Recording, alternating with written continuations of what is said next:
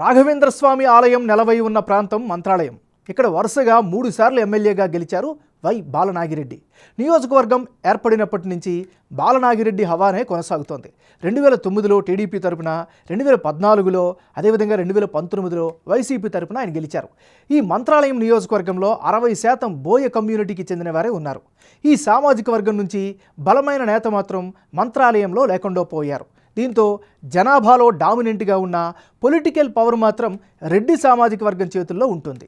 YCP నుంచి బాలనాగిరెడ్డి బరిలో దిగుతుండగా పొత్తుల్లో భాగంగా సీటు తెలుగుదేశం పార్టీ అభ్యర్థి రాఘవేందర్ రెడ్డి దక్కించుకున్నారు. మరి big TV exclusive election survey 12 సర్వేలో వెల్లడైనటువంటి అంచనాలను ఇప్పుడు చూద్దాం.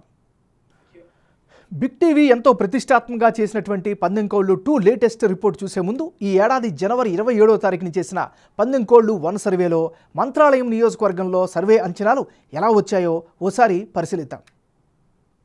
12 సర్వే ప్రకారం మంత్రాలయం నియోజకవర్గంలో వైఎస్ఆర్ కాంగ్రెస్ పార్టీ అభ్యర్థికి అనుకూలంగా 48% ఓట్లు, తెలుగుదేశం పార్టీకి 44% ఓట్లు, ఇతరులకు 8% ఓట్లు వచ్చే ఛాన్సెస్ ఉన్నట్లుగా 12 సర్వేలో వెల్లడైంది.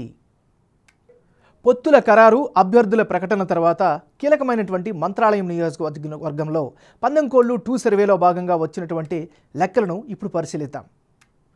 ఇప్పటికిప్పుడు ఈ నియోజకవర్గంలో ఎన్నికలు జరిగితే వైఎస్ఆర్ కాంగ్రెస్ పార్టీ అభ్యర్థికి అనుకూలంగా 48% ఓట్లు వచ్చే ఛాన్సెస్ కనిపిస్తున్నాయి.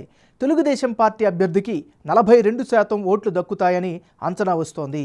ఇక ఇతరులకు 10% ఓట్లు వస్తాయని 12 సర్వేలో వెల్లడైంది. 12 సర్వేకు 12 సర్వే 2 మధ్య జనం యొక్క అభిప్రాయం ఎలా, ఎందుకు మారింది? వైసీపీ, టీడీపీ అభ్యర్థుల్లో ఎవరికి ఎడ్జ్ పెరిగింది అన్నది ఇప్పుడు చూద్దాం.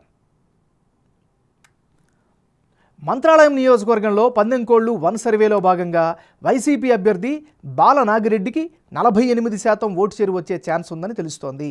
అయితే తాజా సర్వేలోనూ అదే నెంబర్ రిపీట్ అయ్యే ఛాన్సెస్ కనిపిస్తున్నాయి. అటు టీడీపీ అభ్యర్థిగా నాడు ప్రొజెక్ట్ అయిన తిక్కారెడ్డికి 44% ఓటు షేరు వచ్చే ఛాన్స్ ఉన్నట్లు తేలగా, తాజాగా తెలుగుదేశం పార్టీ టిక్కెట్ దక్కించుకున్న రాఘవేంద్ర రెడ్డికి 42% ఓట్లు వచ్చే అవకాశాలున్నట్లు 12 సర్వేలో తెలుస్తోంది. అటువైపు ఇతరులకు గత సర్వేలో 8%, తాజా సర్వేలో 10% ఓట్లు వచ్చే ఛాన్సెస్ ఉన్నాయి. అంటే ఓవరాల్గా మంత్రాలయం నియోజకవర్గంలో వైసీపీకే గెలుపు అవకాశాలు ఉన్నాయి. అదే సమయంలో ఇతరుల ఓట్లు పోలింగ్ తేదీ నాటికి కీలకం కాబోతున్నాయి. 2 సర్వేల్లో మంత్రాలయం నియోజకవర్గంలో అభ్యర్థుల మధ్య మారిన ఓట్ల శాతం, అందుకు గల కారణాలను ఇప్పుడు పరిశీలిద్దాం. ముందుగా ఈ నియోజకవర్గంలో సిట్టింగ్ ఎమ్మెల్యే బాలనాగిరెడ్డికి పాజిటివ్ ఇమేజ్ స్పష్టంగా కనిపిస్తోంది. తెలుగుదేశం పార్టీలో కేడర్ మధ్య విభేదాలు వైఎస్ఆర్ కాంగ్రెస్ పార్టీకి ప్లస్ అయ్యే ఛాన్సెస్ ఉన్నాయి. జగన్ ప్రభుత్వ సంక్షేమ పథకాలపై గెలుపు ఆశలు పెట్టుకుంది ఆ పార్టీ, అదేవిధంగా ఆ పార్టీ అభ్యర్థి. బాలనాగిరెడ్డి గ్రౌండ్లో చాలా యాక్టివ్గా ప్రచారాన్ని కొనసాగిస్తున్నారు, ప్రజల్లో మమేకమవుతున్నారు. మంత్రాలయంలో పట్టు క్రమేపీ పెంచుకుంటోంది తెలుగుదేశం పార్టీ.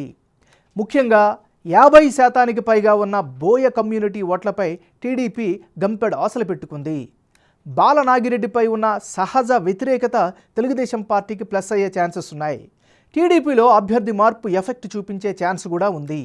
ఇక ఓవరాల్గా ఇప్పటికిప్పుడు ఎన్నికలు జరిగితే మంత్రాలయం నియోజకవర్గంలో వైఎస్ఆర్ కాంగ్రెస్ పార్టీకే ఎడ్జ్ ఉన్నట్లు బిగ్ టీవీ ఎలక్షన్ సర్వేలో వెల్లడైంది. ఓవరాల్గా ఇప్పటికిప్పుడు ఎన్నికలు జరిగితే మంత్రాలయం నియోజకవర్గంలో వైఎస్ఆర్ కాంగ్రెస్ పార్టీకే ఎడ్జ్ ఉన్నట్లు బిగ్ టీవీ ఎలక్షన్ సర్వేలో వెల్లడైంది.